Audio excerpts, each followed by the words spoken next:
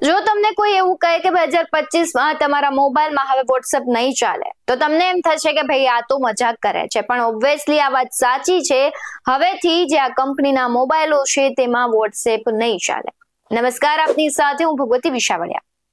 નવા વર્ષની શરૂઆતથી લાખો એન્ડ્રોઈડ ફોન પર વોટ્સએપ કામ કરવાનું બંધ કરી દેશે. વાસ્તવમાં મેટાની માલિકીની આ એપ જૂની ઓપરેટિંગ સિસ્ટમ વાળા એન્ડ્રોઈડ ફોન માટે પોતાનો સપોર્ટ બંધ કરી રહ્યું છે.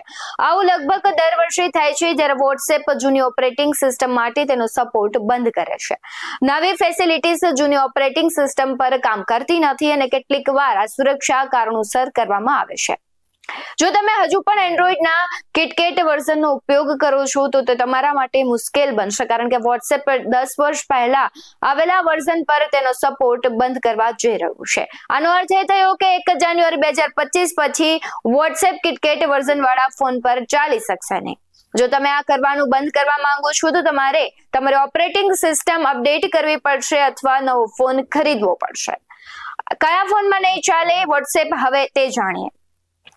Samsung Galaxy S3, Galaxy Note 2, Galaxy SE3, Galaxy S4 Mini, HTC One X, One X Plus, Desire 500, Desire 61, Sony, Xperia SP, Xperia T અને Xperia 5, LG Optimus G, Nexus 4, G2 Mini અને L90, Motorola Moto જેવા જે phone છે આ બધામાં WhatsApp ચાલવાનું બંધ કરી દેશે. વોટ્સએપના નવા ફીચર્સનો ઉપયોગ કરવા માટે એપને અપડેટ કરતા રહેવું પડશે અને તે સુરક્ષા માટે મહત્વપૂર્ણ છે.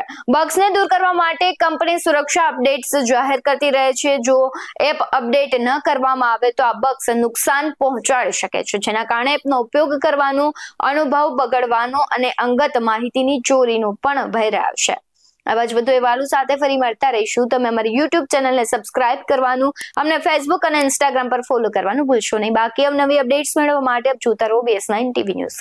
નમસ્કાર.